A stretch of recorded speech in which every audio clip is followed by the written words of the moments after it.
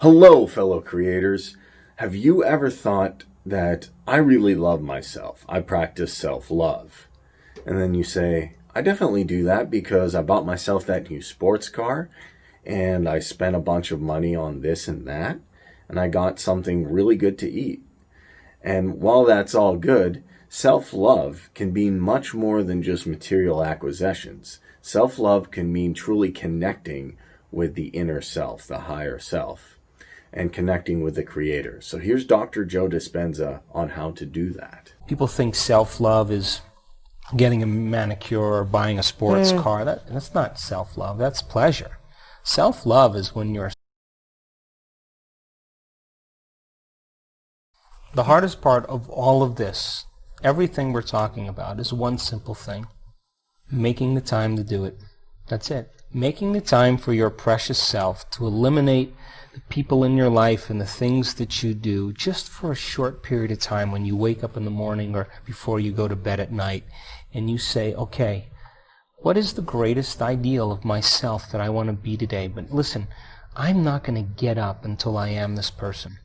And you begin to wrestle with your limitations and overcome them. You know, there's so much talk in the United States about self-love. You know, people think self-love is getting a manicure or buying a sports car. That's not self-love. That's pleasure.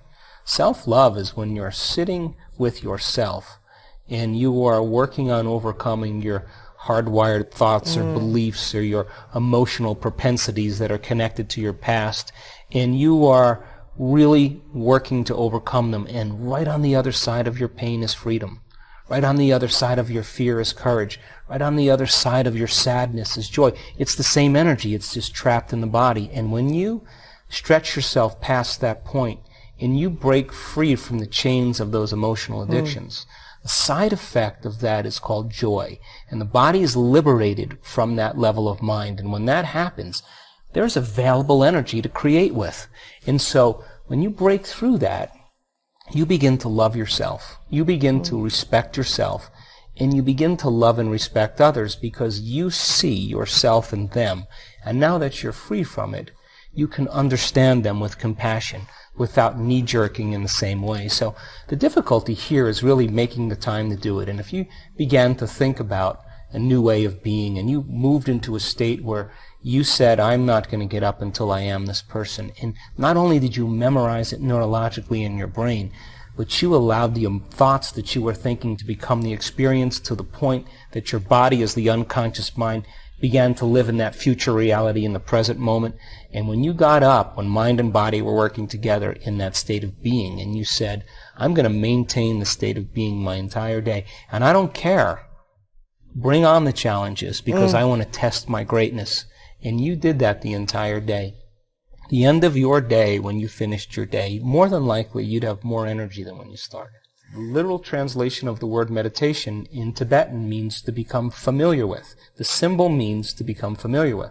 So if you're becoming conscious of or familiar with your unconscious self, to the point you're so conscious of your unconscious thoughts, so familiar with your unconscious habits, and so aware of your emotions that you would never let them go by unnoticed by you, there's no chance for you to return back to the old self, to know thyself. And then if you became familiar with a new self, because you neurologically fired and wired it in your brain and you emotionally conditioned your body, and you were able to do it enough times, sooner or later, it would get easier and it would become more familiar to you. And you would be able to move into that state of being. By the way, a new state of being is a new personality. And a new personality is a new personal reality. One of the things about substances is that it actually helps to change chemistry in the brain and body. So there becomes a chemical dependence on it at that point. But the person who wants to change has to want to change. That's the first element. In other words, no one can make you change, but you have to find it in you to really see if this is what you want to do. And I've studied people over the last 12 years. Why is it that one person, an old-timer, can look at his x-rays and see a spot on his lungs, and the doctor will say to him, hey, George, that's a spot on your lungs. It's nothing now, but if you keep smoking, it will be. And that guy just takes his cigarettes, throws them in the trash, and he's done the next day. How do you explain that? He made the decision And the decision was an experience, and it began to rewrite his chemistry and his biology. Hey, how can a person who moves into a state of religious ecstasy, a state of absolute faith, drink strychnine and not get poisoned by it? It's a decision. Wow. It's an energetic decision. It's how powerful the mind really is. Well, so people then who actually want to make the decision to change have to make the decision with firm intention. Once you understand the how-to, that you can't use your conscious mind to do this, you have to move beyond the analytical mind. And when you understand brainwave patterns and when you slip into a different state of mind, that it's easier to do it. Because most people then, 95% of who we are by the time we're 35 years old is a set of memorized habits and behaviors that become part of our identity or personality. So 5% of the conscious mind is trying to change 95% of what we've memorized, hardwired, become addicted to emotionally. So the person may want to think positively, but they've been feeling negatively and oiling those programs for the last 25 years. They may want a new life with new conditions, and as they use their conscious mind to focus on that, their subconscious mind, they've been programmed to feel guilty. That's mind and body in opposition. We have to begin to recondition the body to a new mind. So change isn't hard. It's just that you got to get the manual to understand how to begin to unlearn and relearn, to break the habit of the old self and reinvent a new self. Newtonian physics is about cause and effect. You and I wait for most people, they wait for a reason to feel joyful. They wait for a reason to feel gratitude. And when the event happens, then they give thanks. That's cause and effect. The quantum model of reality really says something different. The quantum model of reality says you have to change your mind and body, thoughts and feelings ahead of the actual event, so your brain and body are physically changed to look like it's already happened.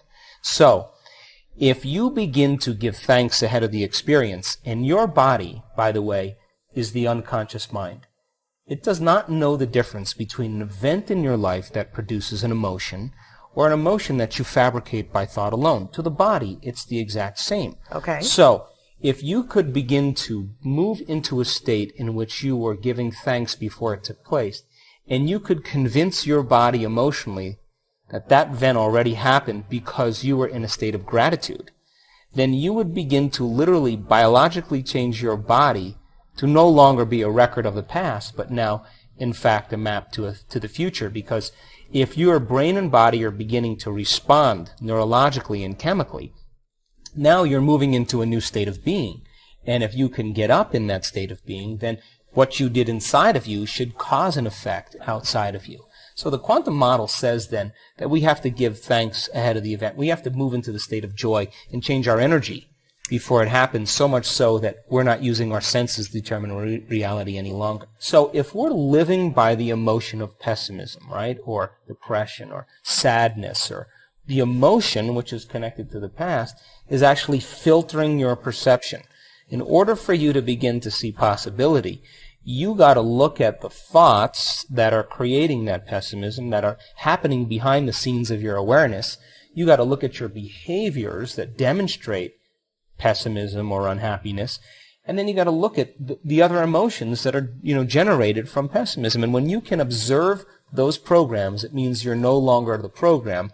You're the consciousness observing the program. And if you can become so familiar with the way you think, act, and feel, so much so that they would never go by unnoticed by you, biologically and neurologically and chemically, you would begin to break the circuits in your brain that are connected to the old you, because nerve cells that no longer fire together no longer wire together. And if you no longer signal the same gene emotionally, because you're no longer allowing those emotions to be created in the body, and you begin to say, now, let me think about what joy looks like. Let me begin to demonstrate optimism. And you begin to read about, say, Ernest Shackleton, who crossed the Antarctic and with all those men and spent 600 days away. And because of his optimism, he overcame. You began to think, well, if that guy can do it, I can do it. And then you began to plan your behaviors, and you began to modify them to produce different experiences that created different emotions. You would literally begin to reinvent neurologically and biologically a new self. But most people don't like to look in the dark place. They would rather turn on the TV or get on the cell phone and complain. But awareness is 80% of the solution. Right. Why I have a radio show called The Aware Show, yeah. Right. But my point is, you can learn and change in a state of pain and suffering, or you can learn and change in a state of joy and inspiration. Well, first, usually people wait till they've reached the point where they've broken down. I'm saying, why wait?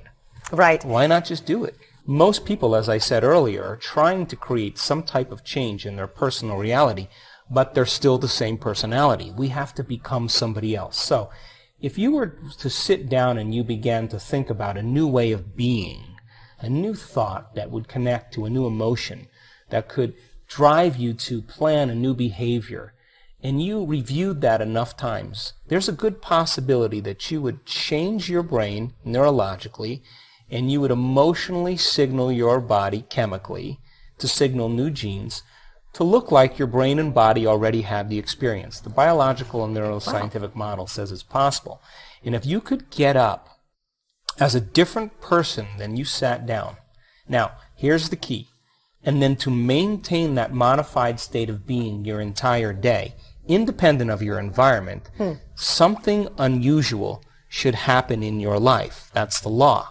So, it's like this. Most people do a meditation, they have a great meditation, and then they spend the rest of the day in a state of judgment or stress. Yeah. Just like eating an organic, healthy breakfast and then spending the rest of your day eating junk food. Right. The purpose of meditation is to prime the brain and body into a new state of being, to elevate your sense of self so that the environment is no longer, you're not affected by it. Actually, you've changed something inside of you, both neurologically and chemically in mind and body, that now you're beginning to produce an effect in your environment. So I always recommend experiment in your reality. We are scientists in our life. Now, when you say, I move through my day with grace and ease and flow finds me and I live in no time and accomplish everything, there is a biological effect that's taking place in your body. And as you begin to feel like what that would feel like when mind and body are working together, now you get up in a state of being, because a state of being is when thoughts and feelings are aligned.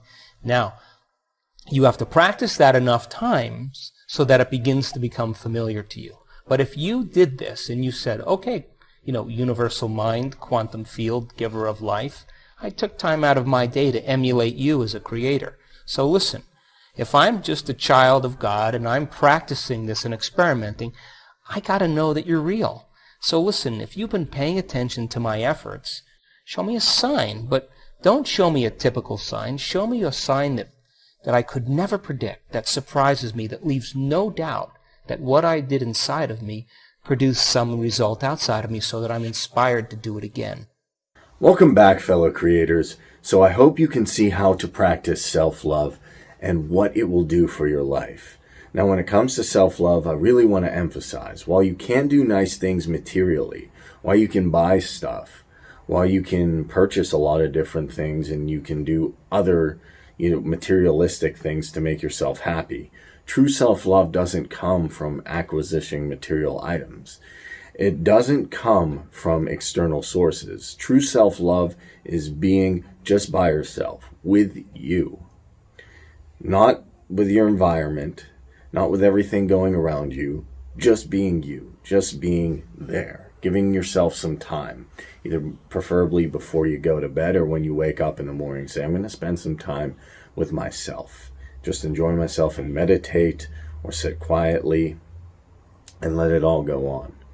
And when you're doing that, you're allowing yourself to detach from your environment and work with your higher self, with your creator, to actually change things in your life for the better.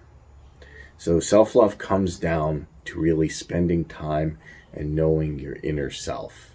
So thank you so much for watching. Be sure to subscribe, hit the notification bell to know when I make new videos. Like this video, leave me a comment below with any questions or ideas. Thank you so much for watching.